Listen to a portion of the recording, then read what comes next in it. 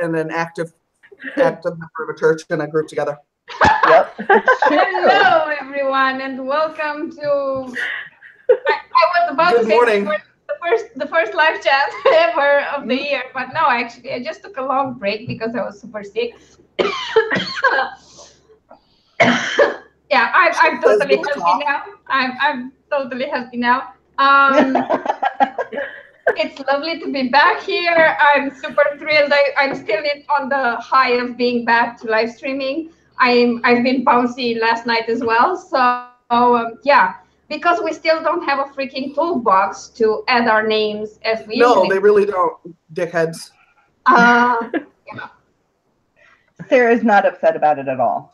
No, I'm really annoyed because now it's on my thing again. Wait. I just got a notification that you added Hangout Toolbox, and I was prompted to use it. Yeah, It I clicked might on mine, but it's not actually doing anything. No, it's not working. It's fine. No, it's not. So we'll just go the normal way and introduce ourselves. So let's go in the order I see you there. So Amber, go right ahead. Okay. Hi, I'm Amber Kraft. I'm the author of paranormal romance series. Unknown Revenge is available online, but hopefully more soon. Awesome. CJ. Hi, I'm CJ Lawyer. I am currently unpublished, but I generally write fantasy fiction. Currently, I am actually working on an adaptation of Sense and Sensibility by Jane Austen. Sarah. My name is Sarah Scharnweber. I am predominantly a horror author, although I'm accidentally writing a fantasy novel now. But,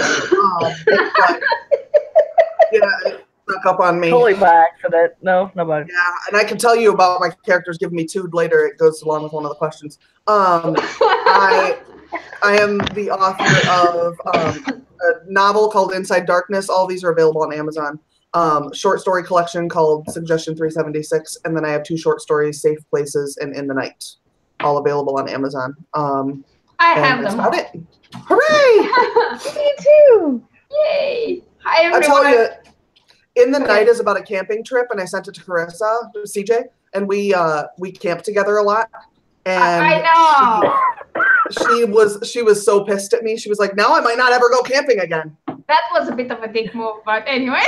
Yeah. Seriously. I totally no do it if I were you. whatsoever. There was She's no almost warning. always my no first disclaimer. reader. That's the best way to go into things, CJ, not knowing anything about the story and just reading it. That always turns out to be the most pleasurable experience for me. Right. Let me explain. It's not pleasurable at all. Horrifying and terrifying and scarring for life. That's what that was. Worth noting that that CJ doesn't do horror at all. So Me either, but I'm trying for you, so. I appreciate that. I have to say, I love horror, but I can't. I've just recently found out I cannot read any horror book that deals with writers as the character. I'm reading a book called Into the Woods, and it's about a writer going to a friend's house in the woods, and I'm like 4 pages in, and I'm like, I can't do this. You're a writer. I write. No, no, I don't want to. I read Relentless by Dean Koontz, who is about an author who is kind of being chased, and the guy tries to kill him by a book critic. Yeah, I can't hear anything. Okay. So, like, your worst nightmare. You get a bad review, and then the book critic is so angry that he comes after you to kill you. So that was a super great book. I listened to it on audio. But, by the way, I forgot to introduce myself. Hi, everyone. I'm Alina. I'm an author. I write urban fantasy, and then I write a whole lot of other genres under the LGBTQ fiction umbrella, most of them romances. I have a thing for paranormal and sci-fi and fantasy, but I do write contemporaries once in a while. And they're all great. Pretty often, actually. Thank you. And this is my channel, but everyone else's are linked down below, and I encourage you to see them. For today, we have a continuation of a conversation we started last night on characters and character development. I've also linked to part 1 of this conversation, which was on Sarah's channel. So please go ahead and watch it before you can't anymore. Yeah, I mean, after our stream. I think you'll find it really helpful. Or if you're watching this not live on Alina's channel, you can pop over to my channel, watch that, and then come back to this one. Either way. But you're not. Right. Today's continuation isn't. You're not going to miss anything from yesterday, so you could go either way. Yeah, that's true. So they work. I'm just happy I'm able to be here. Yeah. Right. Yeah, That's it's your super first exciting. time. It's like, yay, you're popping your cherry for this live stream. Right. No, that's not true. I was on the first one of the year, and then after that first weekend, true. I was on the first one for the year, and then we got into overtime, and it's like, oh well, we'll see what happens. I was convinced it was last year for some reason. Never mind. Okay, time is relative. Right. I start counting years at November, so it was. I start counting them in April when it's my birthday. So. Yeah, see, that counts. It just depends on where you start your year. Yeah. Yeah, to say Chinese New Year, this would be the second weekend of the year? Please take a look at my dog. He was like, "Why are you making fun of me?" I'm not. His reaction was, "Attention, attention, I'm coming, mommy." God damn it. Okay. This is Ares. He's like the heir to the Queen of Everything throne. And before you laugh, I have a diploma that names me Queen of Everything, so shut up. Now bow to be mortals. Anyway, let's get that. I'm trying not to die here, but we'll see how that goes. Yeah, if the cough doesn't go away, there's not much you can do about it other than get it out when you need to. I'm sorry. Like, it's my 3rd week since I got the actual bug, and I'm trying my best, but the cough is resistant. So the way we've structured that, Sarah has come up with a list of topics we need to discuss. All of them have to do with characters and character development, and we're starting like, this is perfect to kick off a live stream. Have you ever killed a character out of spite? I have an answer for this because, I wrote the questions, so I got to think about them a lot longer. Go ahead. I have never killed a character out of spite. However, I have done some bad shit to a character out of spite.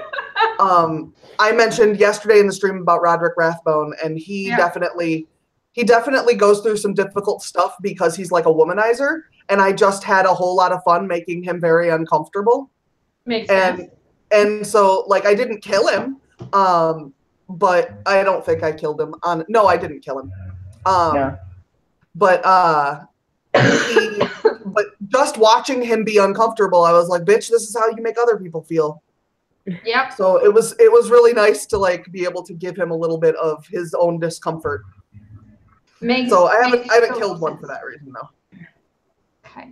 I didn't kill people out of spite, but like you, I did other shit. Like we talked about this last night. For Alexa's background in Bad Blood, I used a lot of stuff that happened to me. So at some point, she goes back to her home country of Romania. She's running away from things. And of course, she goes into this biker club that she used to love because of the hot wings, as you do. This is perfect sense. No, seriously, before they closed down, it was like the best place to go for hot wings. They were perfect. No, I understand. There are certain places I go for certain things because they're magical. Yeah. And she goes there and she runs into her former ex-best friend, who are together now. And the boyfriend had been cheating before they broke up. So this was real life events that I used for the background of the character. So what I did was that I didn't even name them. I only refer to them as he and she. I didn't even consider them important enough to give them names. Nice. That I was have a horrible. character. I still had issues back then. I wasn't completely I have a character in recovered. a short story that I think they don't agree to his real name, and he's just called Bitch Tits. Oh through the whole God, thing. that's so cool. Yeah. I tried to do something smart at some point with the first short story I wrote. It was an MF story. It was the first in a series that I called Lost Angels. And it's the story of this angel who considers himself banished from my version of heaven. And he's on Earth and he's just, getting super bored and watching time pass by. And he has this thing going on with a girl. It's sort of a relationship, sort of friendship. And this girl is not named throughout the story until they have an intimate moment to get together, and he realizes what he feels for her, and he uses her name in that moment. It was a brilliant idea in my head. Not everyone got it. Yeah. To be fair, it was one of the first things I wrote, and I want to rewrite that. Because it was a fun story to write. But yeah, that's the only other time when I didn't name someone for a long time, but it was supposed to serve a different purpose. However, I did do nasty shit to nasty characters, just because they deserved it. Or sometimes I find it harder to do nasty things to people who, even if they deserved it, I just love them too much and like didn't want to. I do think that writers, more than storytellers, I should make this storytellers, because I know that like movie directors will do this as well, but I think we have a very keen sense of death is not the worst thing that can happen to Oh, a character. definitely. Yeah. Definitely. So death seems almost merciful in some cases. You're like, oh no, you don't deserve to die. You don't deserve to be released from this pain. We're just going to throw everything at you that we possibly can. Like, I think in some respects, writers are a little sadistic. Just a little. Just a little. And I think that that's a key part of making good writing is realizing that death is not the worst thing that can happen to a character. Yeah, totally agree with you there. Like, there can be so much worse, so many more worse things happening to characters than just having them killed. Like, that's physical scars heal. Mental scars are forever. Not so much. Like, I mean, I think of all my characters, the one I tortured the most is actually the protagonist of the Bad Blood series, which is kind of weird, especially since she's the closest to me. But this girl is like, she just goes on a long trip to write a book because she just wants to follow her dreams and, get away from all the crap in her life and the mess that's going on there. And she meets this cool guy who seems like perfect, and she takes a chance on him. He breaks her freaking heart, and then guy number 2 comes, and it doesn't turn well. And all this is happening while she's being dragged in a world of vampires. That's not really very nice. So bad shit just keeps happening to her through 3 freaking books, and I was like, wow. I either hate this girl or I'm a masochist. There's just no middle ground. It's awful. I don't think I've yet to kill someone out of spite, but I did, I must say, in Unknown Love, have a lot of fun killing off my protagonist. And I don't know, like, and the guy that ends up sending my main character to the protagonist to get kidnapped, he died very gruesome. Just not because I hated him, but just I think because I had become to hate him. It was very close. I don't know. Probably the closest I've ever got to killing someone because I hated them. I don't know. I took too much enjoyment out of it. I'm not gonna lie. Well, that's the whole point, no? Like, have fun while telling stories. True. We won't judge you for what is enjoyable for you. You have to learn how much to put in of torturing before killing, I guess, though. Because if you put in too much in the first book, then you got no more for the rest. Yeah, no, like it's progressively worse for this character. Yeah. She's like, I'm working on book 3, and that's like you'd expect her now to be in a place where nothing can touch her, and then everything goes to shit, and it's like touch and go. She doesn't know if she's ever going to make it out of it. So yeah, because why not? I'm a freaking bitch. Well, and where your series is one person all the way through, mine is kind of one family that at the time doesn't know they're one family, but it just kind of expands. And so it's like, all right, well, you don't want this character in 3 books away to go, hey, that happened to me, you know? So it's how much do you put in each book, I guess. Mm. I'm fixing my contact, by the way. That's why my camera's off. It's no problem. We love you anyway. I didn't think everybody wants to watch me dig in my eyeball. Oh, come on. I think you're forgetting you're on the internet here. I can guarantee there are some people who would much enjoy that. Yeah, I'm sure. There's people who's into licking eyeballs. That's like Oh, wow. God, no, why? Yeah, it's called oculingus. Oh, my God. I've heard of it, but yeah, I didn't really want to think about that. I don't think I needed to know that. I could have lived a perfectly happy and content life without ever knowing that. I think my contact is torn. I think that's the problem I'm having here. Oh my God, I'm sorry. Oh. Dude, I feel bad. Okay, fun.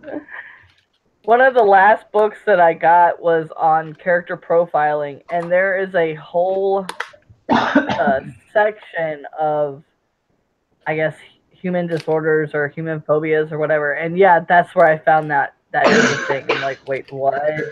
Oh God. There are some gross, weird phobia or weird fetishes out there that you never thought of.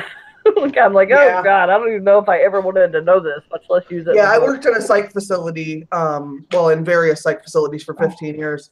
And if you can conceive of it, there is a person. True story. And yeah, even if there isn't a person, there will be at some point, or has been. Yeah. Yep. Which makes perfect sense. So are we done with this topic? Should we move to the next one? I'm done. They're kind of related. Do you base characters on real people? Mine's a yes and no. I do some basing characters off of real people, but their traits will then change to suit what I need them to do or what I need from them. So if I based a character on someone, it wouldn't be obvious enough that they'd even know it, because the character would need different traits to pursue whatever's going on in the story. Mm-hmm. Yeah. You know what I mean? Kind of the same for me. I mean, I did base some characters on real people, but it's more like I took the real people as a starting point and then built on top of that and added traits, or just wiped out some traits that didn't make sense in the context of the book. Right. I think I more often got situations from people's lives and expanded from them using sometimes not even connected at all characters as well. Yeah. But yeah, I mean, I'm thinking of my character Shiki, who, for how he looks and how he acts, I used Gakt as a model, and then I gave him some traits that just made sense in the context of my book. And then I remember it was the weirdest freaking thing. Like years later, I was watching some interviews and hearing him talk, and I was like, oh my God, this guy is so much more like Shiki than I ever realized. I was like, Jesus Christ, that's freaking insane. But yeah, that's how I do it. I don't think I have someone who's entirely like a person I know. Just well, and for like Roderick Rathbone, I didn't base him on a person I knew, but I based him on a real person. Like if you've ever seen Ghost Adventures, the main guy in there, his name is Zach Bagans. He I love him. I call them Ghost Bros. That's what I call the show, and he was a big inspiration. Him and Chris Angel were kind of a cross of inspirations. Oh God! Roderick Rathbone. I don't know either of them. Yeah, no, I have to read the book. Like, yeah, it's delightful. Yeah, wait, but like they were the inspiration for who? For Roderick Rathbone. Oh, come on. He's like a cross between Chris Angel and Ghost Bros. Yeah. Now I'm gonna have that in my mind when I read that. No, I can't see Zach being a dick, so that's gonna be hard. The thing for me is that I really toned down some things because I didn't want Shiki to be that insane. Because like Gat is on record saying that he nearly drowned once, and the reason why he found the extra surge of energy to just keep going was that he remembered he hadn't had sex in like 3 or 4 months, and he decided he didn't want to die if he hadn't had sex in so long.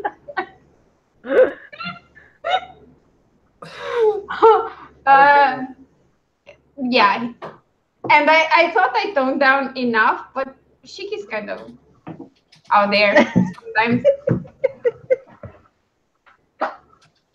He just like he does have a mouth on him, and he says, "Yeah, no." I think I base my character's looks on people, but for the most part, but I don't. Certain situations I'll base on real people, like something somebody said or something, but I try not to base anybody on literally anything. Just whatever my mind comes up with, I guess.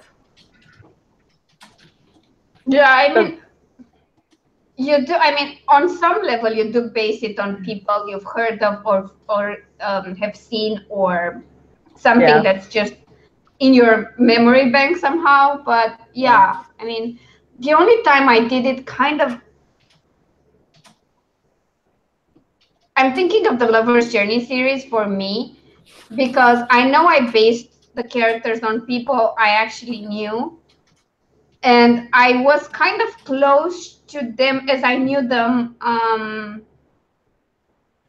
at a certain point in life. The character they later developed into have nothing to do with the real people anymore because their circumstances were so freaking different. It didn't work anymore. But I think in that case, it's more like minor characters based on people I know that work way better. I mean, I based Seba's best friend on my best friend from secondary school. So that was like really close. But yeah, I think they just grow into very different people because of circumstances.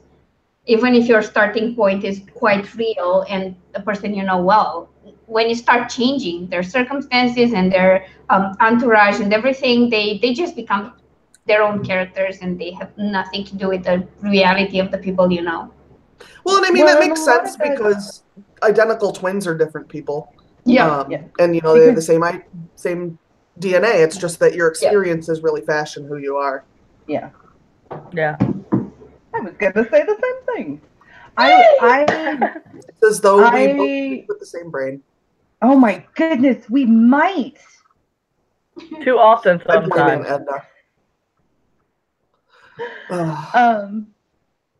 So I have started with, in fact, the serial that I'm going to be working on after this, after I'm done with this novel.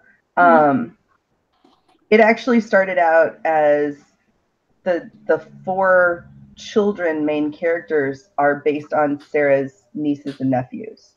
That's so cool. But they were based on them as I knew them. And now they're all like, well, the girls are teenagers. they're adults, young adults, but they're adults. And like in the story, they're still much, much younger than that. And so while they retain some of that who I knew them as, they are no longer the same people because, well, it's been 10 years. In fact, one of them is pregnant now.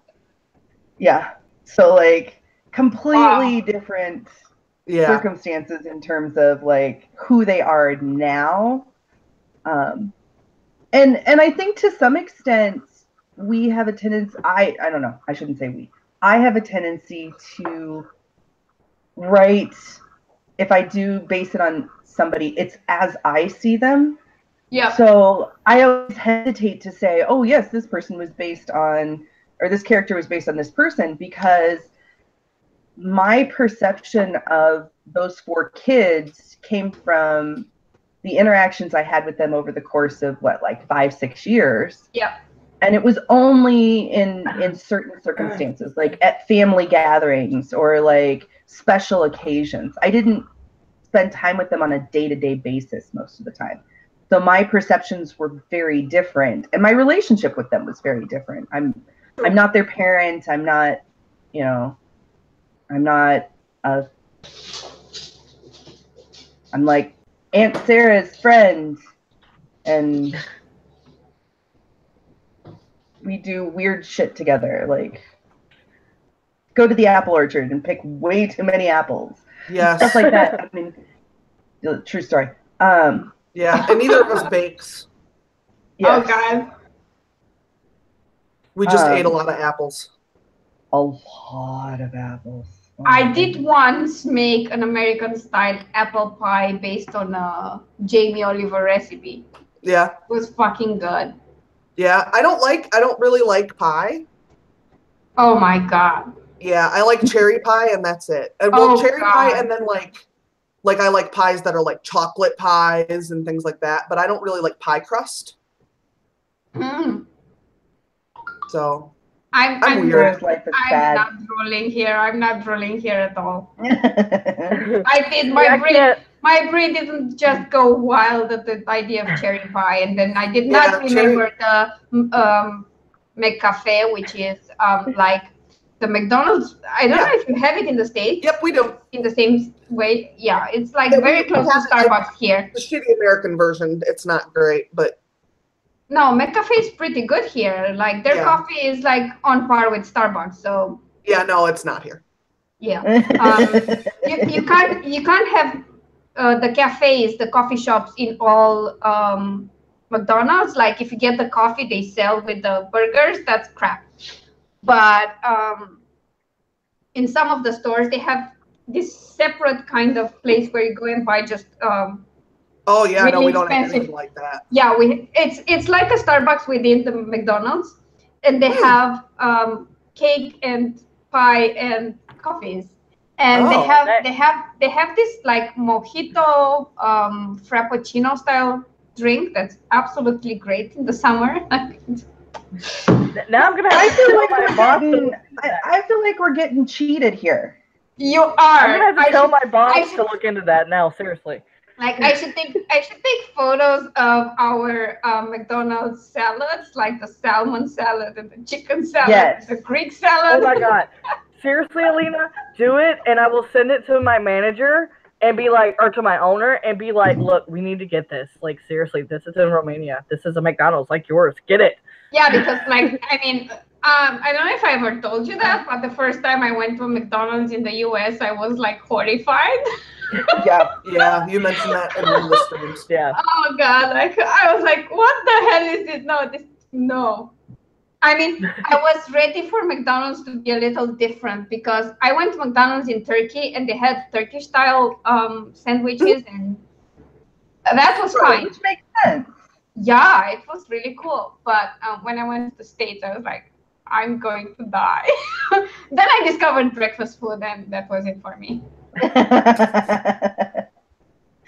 Well, and even here it depends. It depends on where you go as to what they have. Yeah. Like, seriously. Oh, really? Yeah, because like here in Nebraska, they don't have biscuits and gravy on the breakfast menu, but you hit Missouri and down on south, and it's on the breakfast menu. Or I hate biscuits and gravy, so I would never even notice that. Yeah, I didn't even care. Like I was in New York, in Chicago, and in Washington D.C. So I was happy there. As long as you give me scrambled eggs and bacon and breakfast potatoes and waffles, I'm fine. If you end up in Chicago again, you better fucking make sure that we know that. This was back in 2008. I didn't know. Yeah, no, I'm just saying, like in the future, if you end up in Chicago, I think we all can get to Chicago reasonably. No, in the future, if I'm anywhere on the North American continent, you will all know, so it's fine. By the way, at the time, I was double in size. Oh, really? Yep. Wow. It was during my really stressful PR years in corporate Romania, and I was unhappy with everything, and I felt the need to show it to the world. So Did you was it a corporate trip then, or was it a writing trip? Yeah, it was a corporate trip. I did not have the money to spend 3 weeks in the US and Canada. No. No. That was expensive. I think just the flights alone throughout the country were like $1,500 per person. Easily, yeah, I can believe it.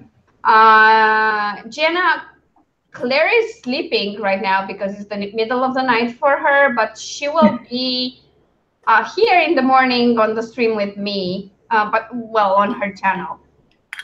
But I think she's sleeping now. Fair to say.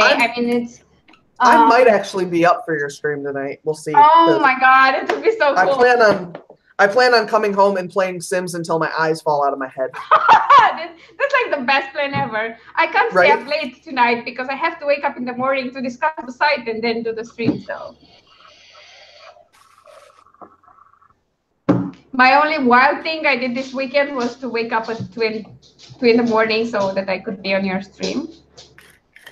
But it was wonderful. Yes, it was. I was so super happy. Like you were full of giggles. You were so excited. Yeah. That's what the stream tomorrow is going to be. A lot of giggles, but not the excited kind of giggles. More like, oh my god, I'm going insane kind of giggle. Right. Okay. Let's move on to characters. Do you control your characters, or do the characters control you? Okay, so this is the one that I had an answer for that I told you guys I would tell you about later. So I've been all over like social media talking about how I'm almost done with my nano project. Yeah. And it's the fantasy one that snuck up on me. And so I assumed we had defeated the bad guy and things were about to like wrap. And then this person comes in and they're like, oh, by the way, you should go do this. And I was like, okay, so they'll just go do this. It'll be real fast. And the other main character goes, oh, that's going to be hard. Are you fucking serious? Why you got to make it hard? Why you got to do that to me? So I don't, and I'm a pantser, so like I don't even know what that means. I don't have any idea where I'm going. So I'm very, very confused and irritated right now. I'm sorry. So usually I'm in control, but yeah, no, I think this issue where I have no control over my characters kind of pisses me off at times. I do understand how they take you to great places that you never thought of, but that's because of how you created them. Well, yeah. But you also have to keep in mind that I have no plotting, so it's not I know. Script for me. Yeah, but you know your characters, so, or you get to know them while you write. But I'm not talking about you here. I'm talking about people who say they can never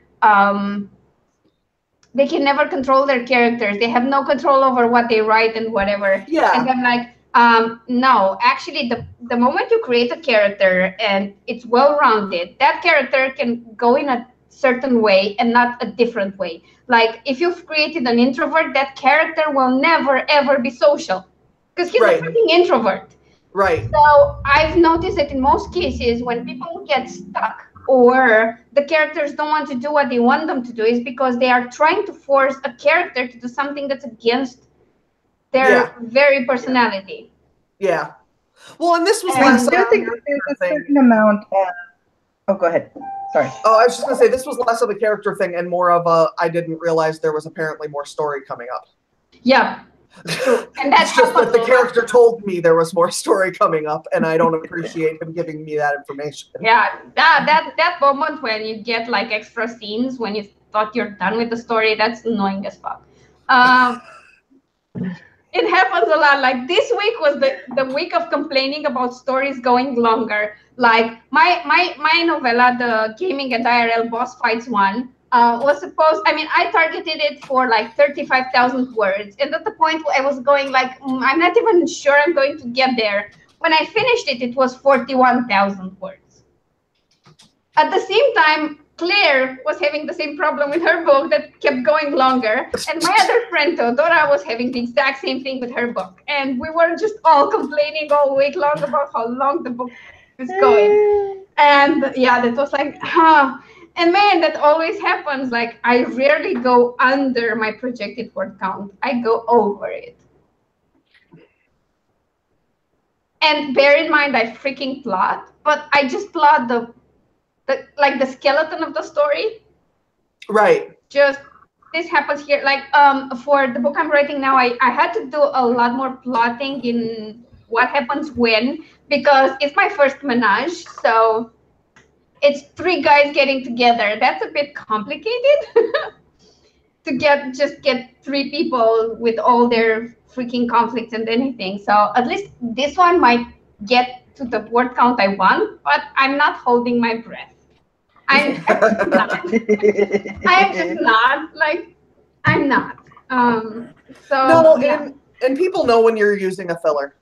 Like they know. Yeah. They know you're filling their time and they are not impressed. It's fine because my editor Lindsay goes like, this is just this serves no purpose. Cut this out, and she highlights like 3 paragraphs, and I'm like, what's my words? And then I just no. It's generally I do that when like it's a huge chunk, and then I just read through it, and I'm like, oh, she's right. Let's just delete that. I don't even like I don't even like feel a twinge or something. And she's usually right. I mean, when I'm done cutting all the things she suggests cutting, it's just tighter and it makes more sense and it flows nicely. And I'm like, oh my God, you made my book great. So I'm going to shut up and just do as you say. No problem. Right? Yeah. I do think that what you were saying earlier, Alina, that it's not that the character has control and we don't. It's that I think sometimes I don't. What happens to me is I start out thinking a character is one way and that they're going to behave in such a way. And then as the story develops, I realize they're different. Oh, no, that's not characteristic of that person at all. They wouldn't ever do that. Or the only other time I'm frustrated with the character is like I was talking about last night. My protagonist currently is encountering several awkward situations with people who are jackasses. And my personal response is I would say something. Like I would say, hey, you need to knock it off. It probably wouldn't be quite that nice. But I'd be totally sarcastic, so. But that is not part of her character. Like that is not something she would do. And so I feel frustration on her behalf because I desperately want her to say something. Like I really want her to just knock them down a peg or two. I want her to say what's going on in her head. She's already thinking some of these things, but she's not going to say them because that's not how she operates as a person. And so I think that when I think about characters controlling me or, doing their own thing, the conflict for me comes because I want them to behave differently than they are set up to do. Yeah, no. Like I have a bit of a pet peeve with people who talk about their characters as if they are real people with agency. That kind of gets me like, okay, I know we want to be weird and stuff, but that's not exactly how it goes. Like, we don't have to be that weird.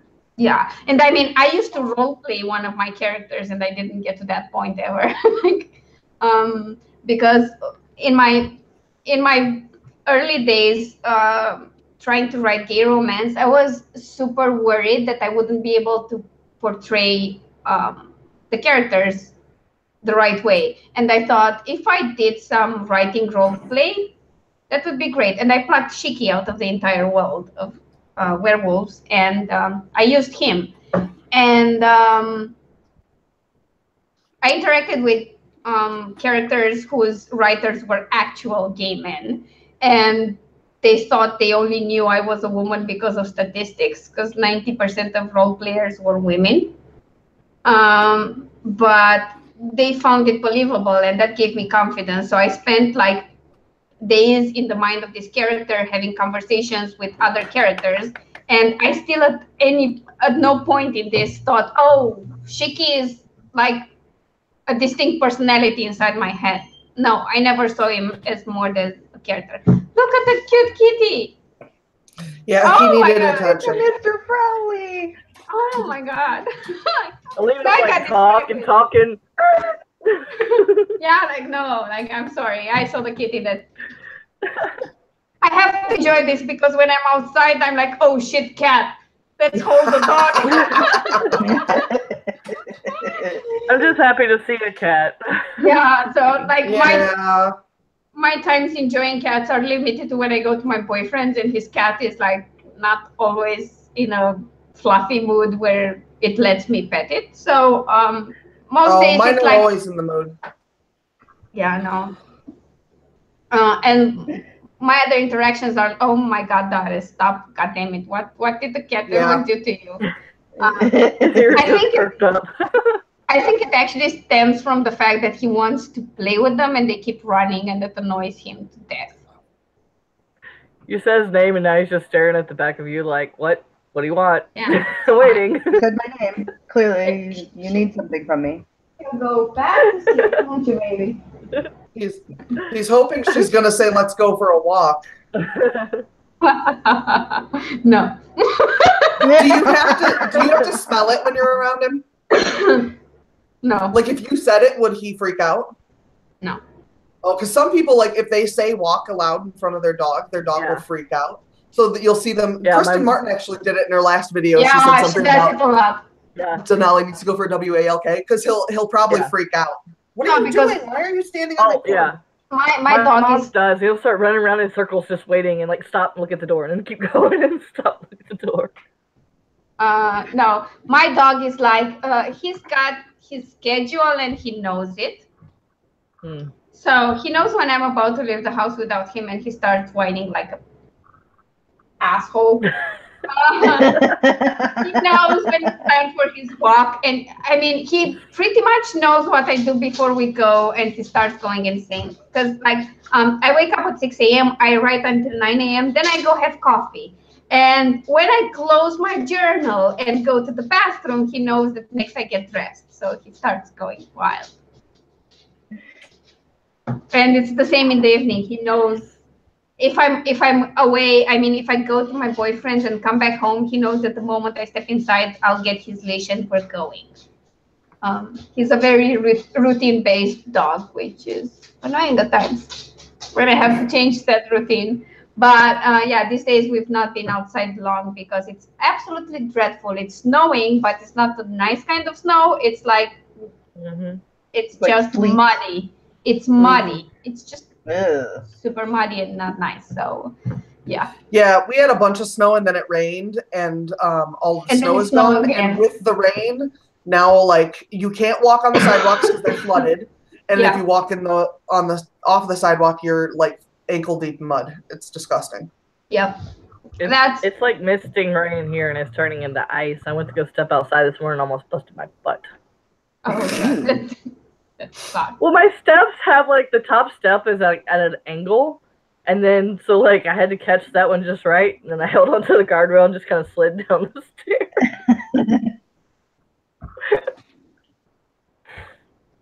It's funny because sometimes that's how I get to the supermarket, because like I don't know who the hell designed these buildings, but their stairs are like, they're not made for people not to fall and break their neck, because suing them is not a thing here. In America, if these people had their shops there, they wouldn't be insured because everyone would know they're like a trial waiting to happen. So yeah, it's ridiculous sometimes. Like they have the ramp for the disabled people, and it's kind of closed off at times because it's just impossible to go up on that. It's not going to happen. And that's the ramp you use just to get your trolley to the car as well. There's no other way, and it's closed off because otherwise you'll break your neck. So I'm just there going, someone was extremely smart when they designed this building, chose the materials, because there are different materials that wouldn't become sleek with rain and slush and whatever. Right. But no, they don't use those because they don't look as pretty.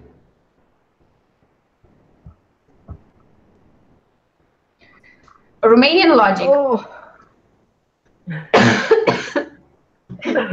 Okay. I'm not sure. Did we all answer the last question? I think so. Okay. Let's move on. Have you ever had a character you couldn't understand? How did you deal with that? I almost always can find something to identify with a character, even if it's like a bad guy. I feel like it's really hard to do anything justice if you don't understand where it's coming from. Mm. Yes. So I usually can find something. It's not usually like their whole personality. Like I don't like these characters, you know, like I'm not like, yes, this dude murdered somebody. What a great dude. But like I can understand and identify with an abuse history. You know, Yeah. like so there's those things. There's something I can identify with usually. I think if you can't identify with a character, that just means you need to delve deeper into them or their character profile maybe a little bit more, because you can't write someone you can't understand well, and then you're going to portray that in your writing. So right. Yeah, I know for me that's where, you know, I do my outline, and I'm like Alina, I do the skeleton style, but then I have my main characters, and as I'm going, anything I say or the character does, I'll write it down, because that helps me figure out who they are better. Because I can't just I pants a lot, but I can't just let them go and figure them out later, because otherwise I'm not going to know why they're doing what they're doing. So yeah, because so much of their actions are about their motivation. Like you have to understand why they do things. Well, sorry. And then like with Unknown Family, I'm writing a character, you know, Hades' daughter, Seda, and she's never been out of hell. So all she knows is what people have told her about, you know, the actual world. So she comes in very innocent. So as things happen and as she experiences more, that's going to change her personality compared to what she's been, this, you know, innocent, structured daughter in this world. So I think you have to, as they grow, if you don't realize they're growing, you won't understand them. Yeah, that's true. I've had a lot of characters that I didn't agree with, and I would have punched in the face if they were real people. But I do understand why they are the way they are. I mean, even in the case of Win in Craving Stains, his mother is absolutely horrid. She's like the closest I've ever written to a true psychopath, and someone who just doesn't care about anything other than herself and what she wants to achieve. But even then, I understood where she comes from. I understood her background and why she is the way she is and what motivates her. but yeah, I would never say that I considered her likable in any way, or that I wouldn't strangle her. But what I try to do, if it's people I have nothing in common with in terms of beliefs or how I react or how I think, I try to find other people I know that are kind of like that. Because I've seen some really shitty mothers, so I can base my characters of them, and I've seen really shitty parents in general, like step parents, fathers, whatever you want to think of, whatever kind of parental role that's shitty, I've seen, because happens. But then I guess I have a question. Yeah, go Sorry. ahead. I was gonna ask. I have a question on that. Like for your supporting characters, if you don't particularly get them, since they're not playing as big of a role, do you actually try to understand them more, or since they're just supporting, you just say, "Oh well, they're just for the scene"?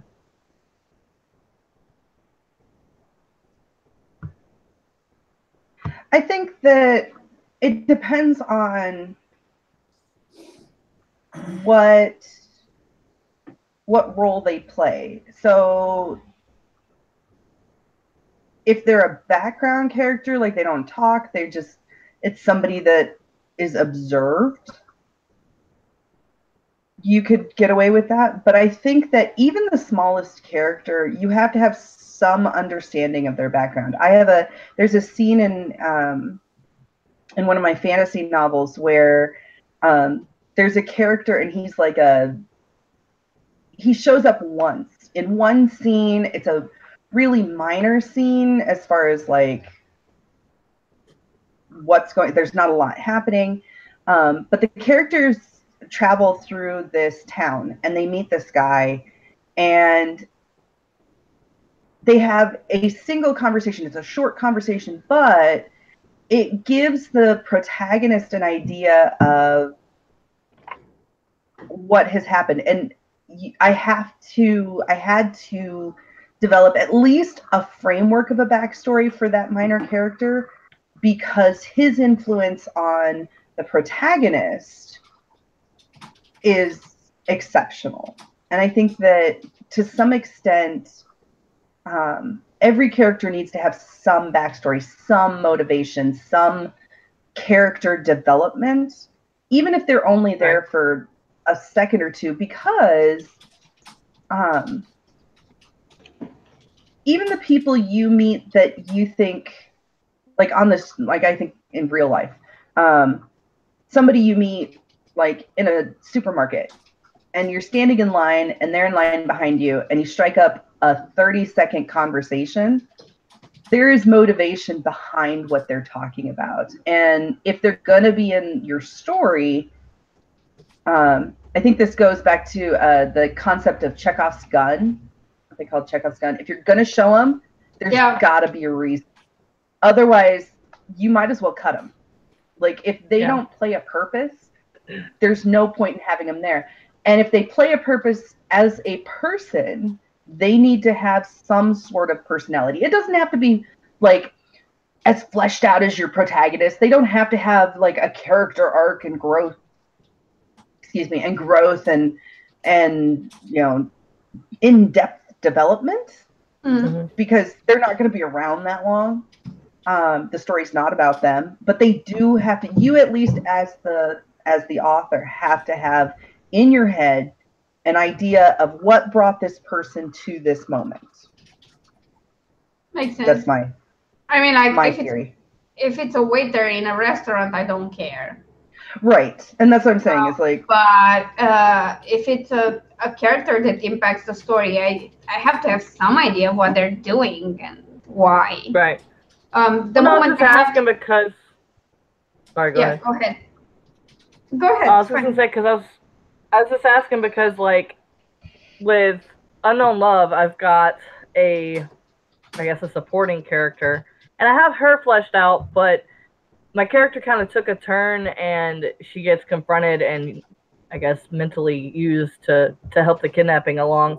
And there's her brother pops in and says something, and I have no idea what's going to happen with him. I have no idea behind him.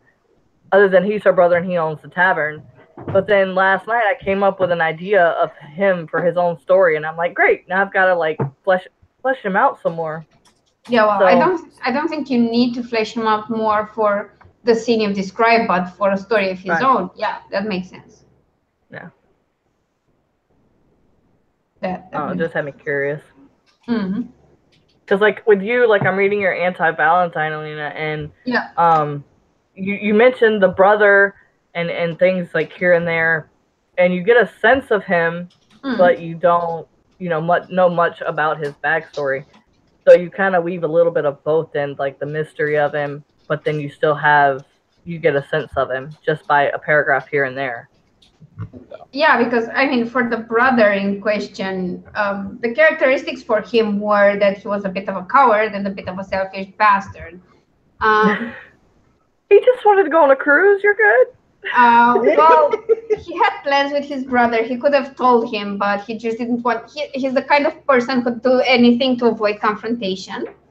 Right, and you get that. That's a bit that's important to this story and how it led my character to where he is now. It wasn't important to have a backstory for him other than he had this friend for a long time and he introduced this friend to his family. The rest wasn't really important. I mean, you get ideas of him. You know that he nearly lost his girlfriend because of his shitty attitude. And you understand why he'd be on the verge of losing a girlfriend when he treats his brother so badly. Yeah. Well, and then like when they're playing the video games, you get a sense of him through through the other guys, through their past experiences and how nasty he was when he was playing games. So I inserted bits and pieces because they share this person. Like they both know the brother. I couldn't just pretend he didn't exist and that they wouldn't mention it. He wouldn't pop up in conversation between them because it's the one person they have in common. Right. So that's why I used that, but I didn't go further into the backstory. Not even in my head. I just have an idea of how the brother is and how he would react. So that's how I did it. But I do have characters that just pop up for no reason, other than that they're part of the decor if you want. Because it's like I agree with that. I'm just imagining mental image for both of us instantly. A lamp. Just a lamp. He's just a lamp. He's just standing there as a lamp. No, dude, for me, it's the fact that I'm tearing apart my walls. I just imagine a person going, "I'm here." Now what I was trying to do, like, if you go skiing, there are people on the ski slopes, but they are just part of the scenery. They're not included in the story, and you're not going to focus on them much. That's what I meant. I wasn't trying to be mean to people. No, I know. That's where my head went. Like I understood what you were saying. I just while I was saying it, I was thinking, this sounds bad, man. Sounds like I'm a total asshole, and I really am not. Oh God, that's funny. Just to make things better, people, please excuse me. Here's a dude. That looks good. Yeah. Okay. Great. Now I'm forgiven, right? Dude, when my mom opens up a wall today, I'm gonna have to look, see if there's a person behind there. But speaking of, you mentioned earlier, basing off characters on a certain people when it comes to looks. Like I hate character descriptions, and I hate the character descriptions I make because then I have to search for cover models, and I never find what I need. Yeah. But with the dude I've shown you, that was like a very weird thing because I found him and he was perfect for the cover, and I did the cover, and like a few months or weeks after the release, I get a message from a Facebook friend who goes like, I actually know that dude and his brother. Oh! They're Romanian. Oh my God! And I was like, really? I mean, I knew the photographer. I knew the photographer was Romanian because I guessed from the name. But then And to make it even weirder, they share a surname with my boyfriend, which was like, okay, his is not common. It's not like my surname that's like the most common one in Romania. So that was like really weird. And I was like, well, there you go.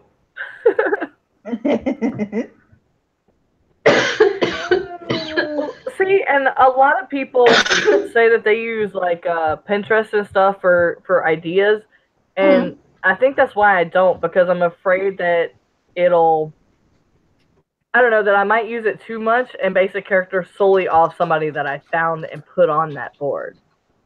So I mean, it's fine until the moment when, I mean, if you don't have to have them on the cover, it can be okay. Like, I know I had that issue with, I mean, Shiki to me is got, like, that's how he looks, slightly younger, got less sadistic. Because if you watch any of his Instagram videos, it's just him torturing his cast. Yeah. But the problem is that then I had to find not one cover model, but two, because first I had to help my publisher to find the guy for the cover. And then when I republished my books and I redid the covers, I had to find a different one. So I had to find two Asian looking models that kind of resembled what look I was going for. And that was hard. And from that point of view, I think it's easier to just think of them in terms of maybe eye color and hair color, and then just go from there. Easier to find cover models that way. Or if you're really, really lucky, just find the cover model before you start writing that. That would be perfect. Or you can write horror, which doesn't usually have humans on the covers. There you go. My covers are so easy because they're just ambient.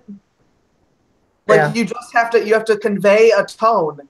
But otherwise, there's like horror's pretty not human based as far as like covers and stuff goes.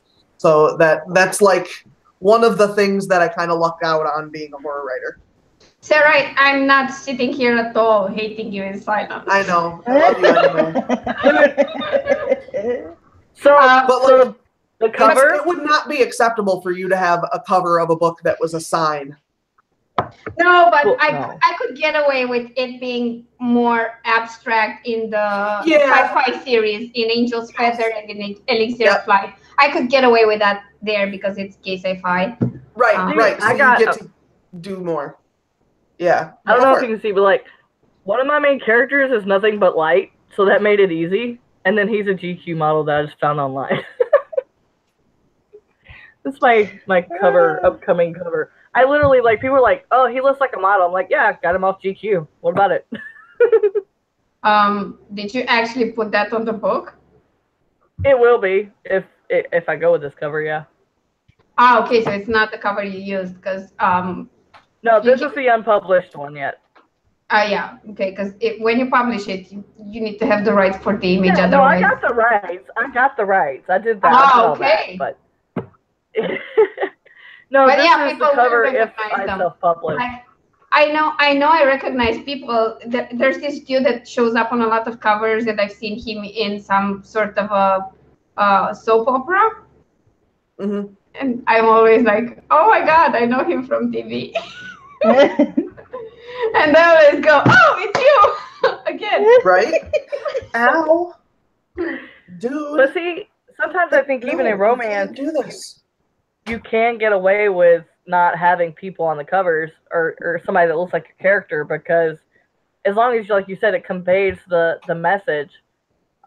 Because for Unknown Family, I've got 3 characters, and so instead of doing the characters, I've got a friend of mine that's an amazing painter at work, and he came up with this picture that looks like you're looking out of an ornate golden window frame out into the ocean, and that's where one of my main characters is for a third of the book. So, you know, I think as long as I can add romance, right?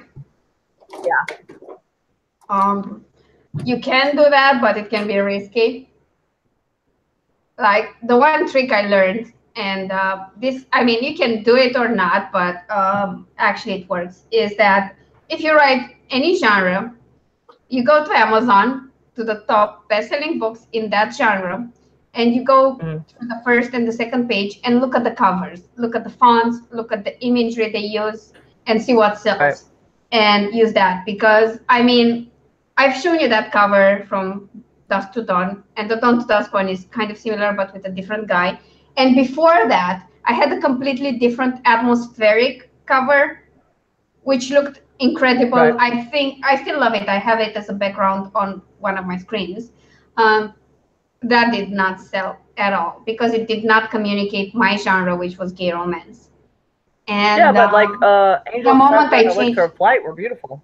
yeah, but that's sci-fi. That's different. I looked at sci-fi covers and I can get away with more abstract covers, but for contemporary or for paranormal, I wouldn't be able to get away with that. So I'd say look for a while and just browse the covers and see if they work. They might. It's really gender dependent.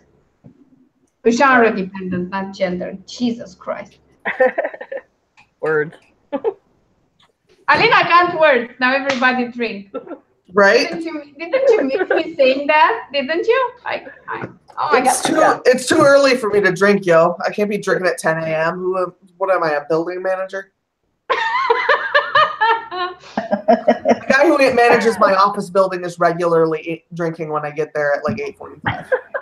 Dude, like there's a bar down my street. You can get there at 7 a.m. and there are people drinking. No joke. Every Like, morning I go to the before gas work. station and there's somebody buying it.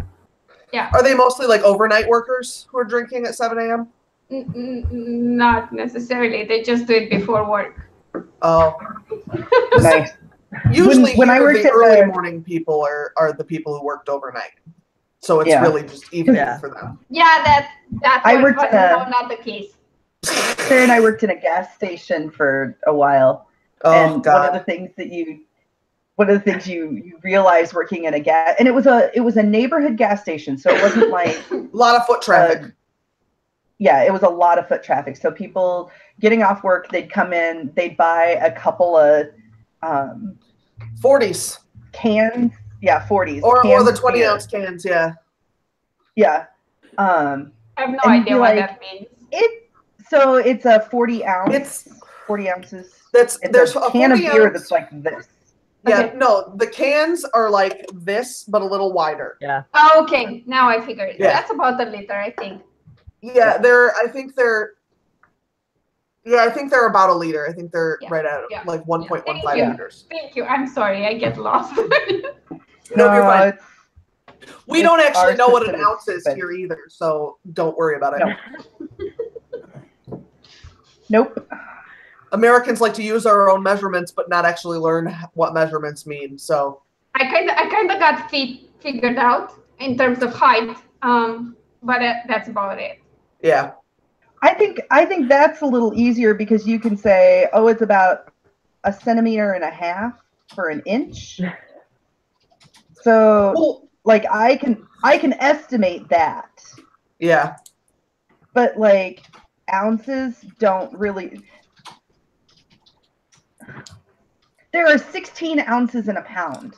There's no way to like easily figure that out. And fluent ounces is different, subtly, Yes. but different. Yes. So Yep. yeah. Well, anyway, yeah, Anyway, it's like the same like liter and CJ, you kilograms wanna- are kind of different too. So were you gonna finish your story, CJ? Oh, I was just gonna say that. But yeah, you'd have people who'd come in and they'd buy 240s, or they'd buy. Sorry. it's all good. The fire trucks are going out, and apparently there was enough traffic for them to turn on their siren. So yeah, they'd come in and you'd be like, who drinks at 8 o'clock in the morning? But then you realize they've been working all night, and like I have a drink, I'd have a drink when I go home after a long day of work. Yeah. But I don't Some know of that them I were ever just saw drunk, anybody. though. That's true. There was the guy who'd come in and steal beer. That guy was just a drunk. there's a guy, I go to the gas station every morning to get my drinks, and there's a guy that comes in, and I guess because it's so cold here, he will buy a 12-pack, leave it in his vehicle, and then they're cold when he gets off work. That's not a bad choice. I mean, you want I was cold like, beer? there you go. Makes sense. I just wanted to say that right now, the moment I think firefighters, I get super excited because let me tell you why. So, like a couple of days ago, I was talking to Sarah and I was telling her like, oh yay, finally the firefighters are going, because there was a fire like across the street from me and I was super worried it would expand. But the thing is, like, I haven't seen Romanian firefighters up close ever. Because I didn't, I just saw the cars driving by, and I was just looking at them, and I was like, dude, did they just use the same pattern to make you all? Because like you look at like Romanian police or whatever, and you find the occasional beer belly and shorter dude that doesn't look that good, but these guys were all like.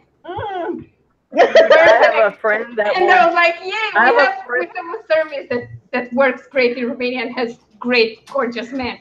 Perfect. I don't think I've ever seen a bad firefighter. My friend will literally go to a fire just to stare at them if they pass her. That's her man watching. I worked at a nursing home that had the fire system was broken for like 2 weeks. So it would accidentally call 911. Oh, God. And you get a dozen firefighters walking down hallways to look for fire with a dozen CNAs following them around, breaking their fucking necks. That's a full hallway. If I discovered this as a teenager, I would have probably followed them around just to stare as well. But I was just so proud of it. Like, oh my God. Like, sometimes I look at some of the policemen and I'm like, dude, a drunken, unsteady thief would outrun you. Like, clearly.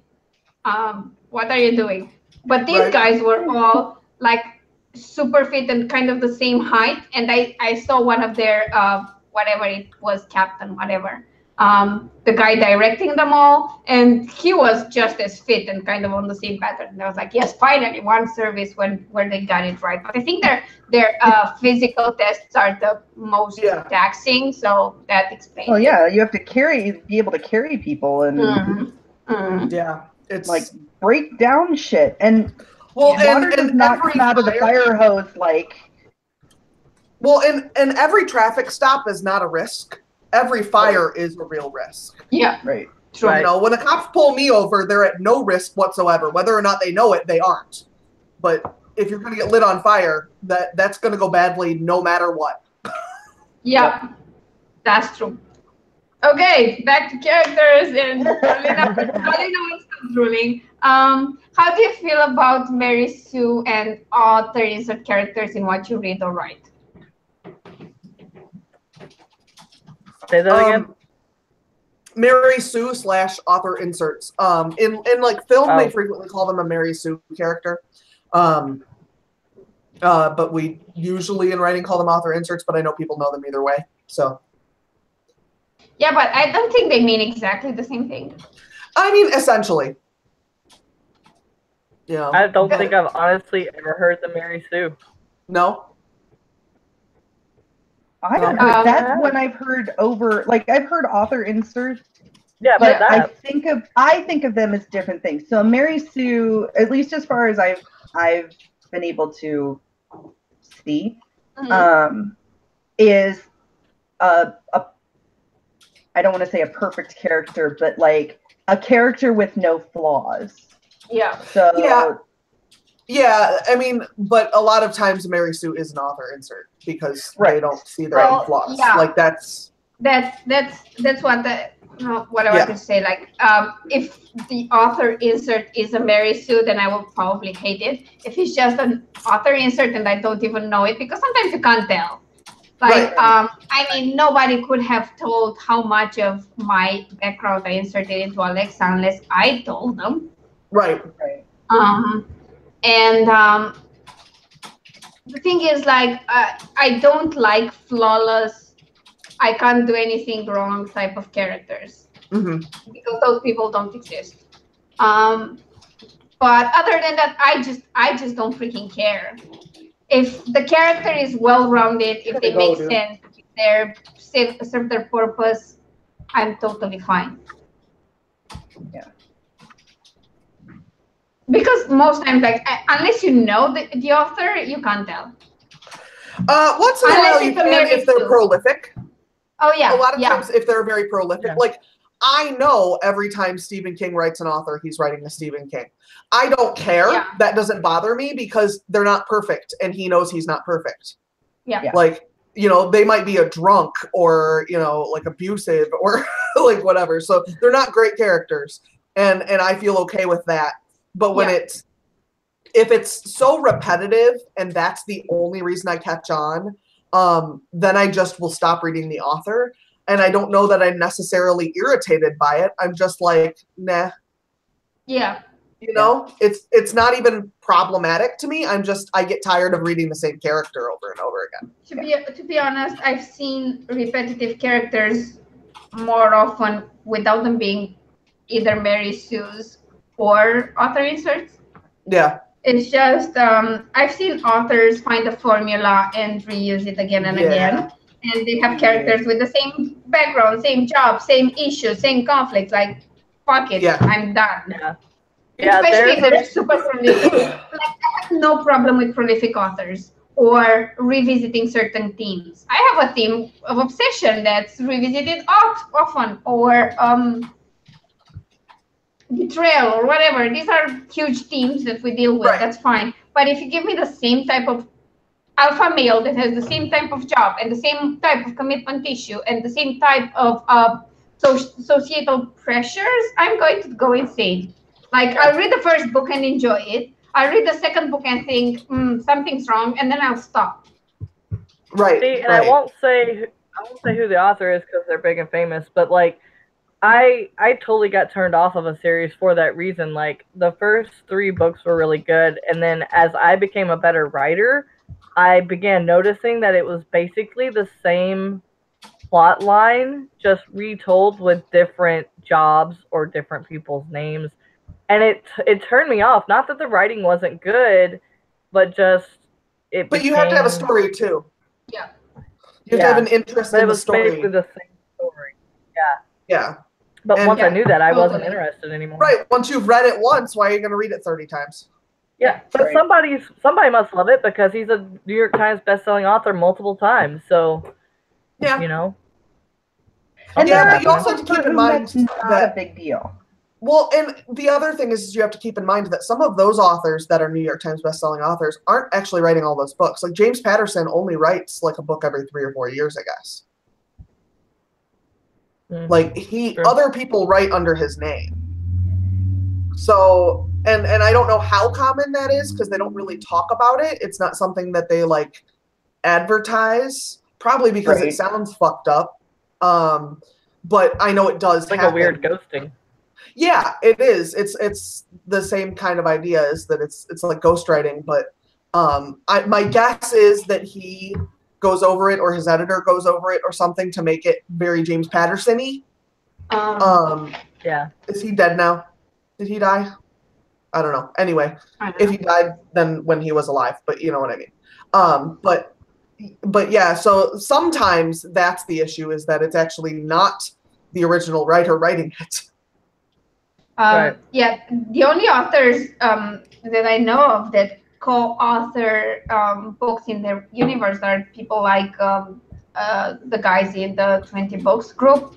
I think Michael Underley does this quite a lot, but I know that he is involved in the plotting and the character development, and then the other author writes it, but he never says that they're ghost writers.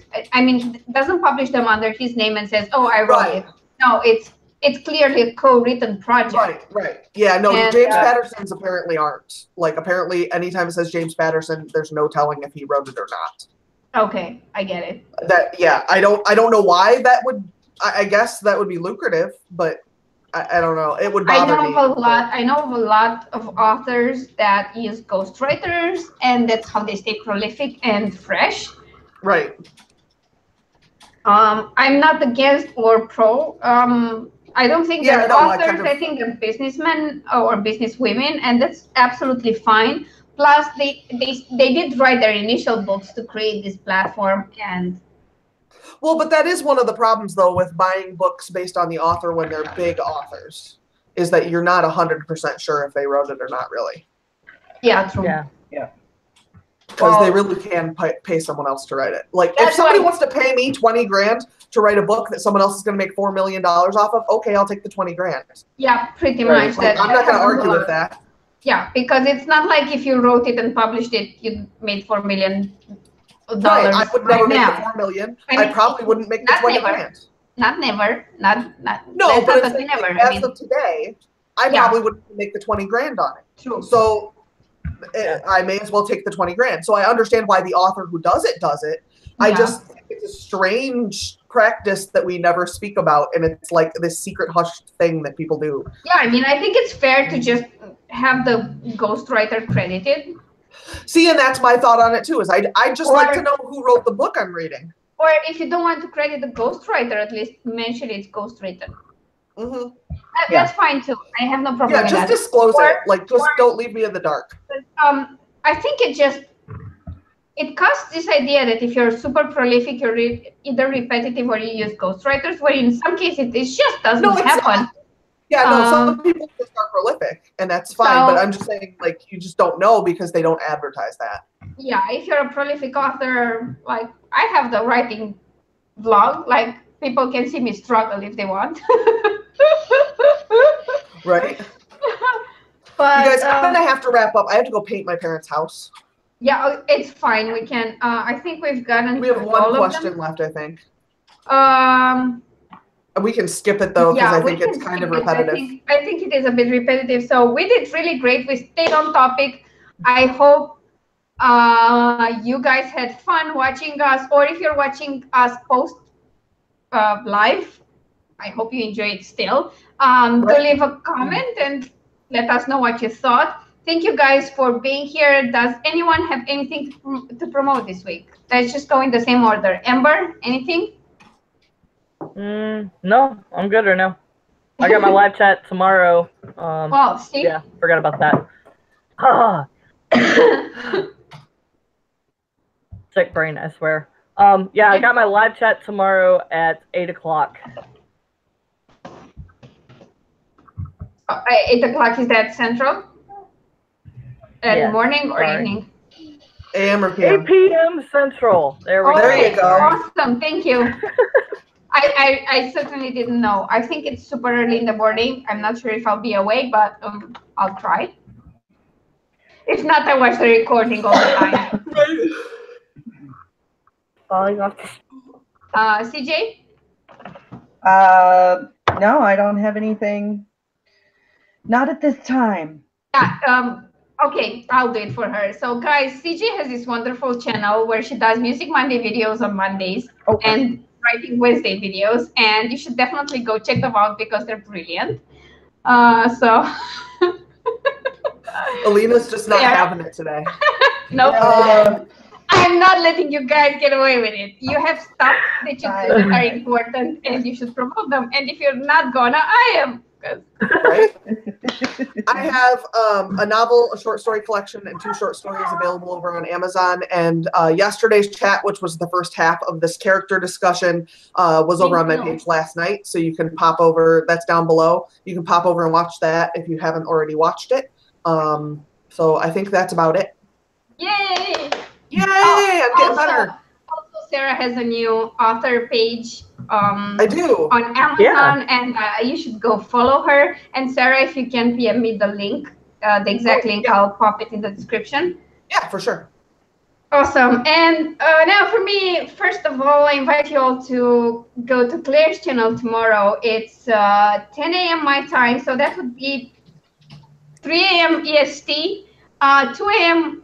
Central, and like midnight on the West Coast. So yeah, That's an impossible hour, but we're going to have the second Descent into Madness live stream where we talk about writing all the words and publishing all the books, and we pretty much awkward laugh at how crazy it all is.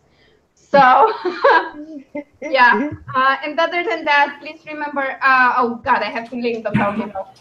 My short story, Craving Stains, which is a sci-fi gay fiction, is free until end of day Monday. And my contemporary short story collection, Touches, is discounted to 99 cents. You will find them down below in a bit after I update the description because I completely forgot to put them in there. So, yeah. That's it from me for this week. So yeah, thank you so much for watching. Thank you guys for being here. It's great to be back doing this on a weekly basis. So we'll see you next week. First Friday on Sarah's channel and then Saturday here. I don't know about Saturday for me. It's touch and go. So, but I'll be here Friday either way. Yep. There you go. So yeah, enjoy your weekend, everyone, and we'll see you all soon. Bye.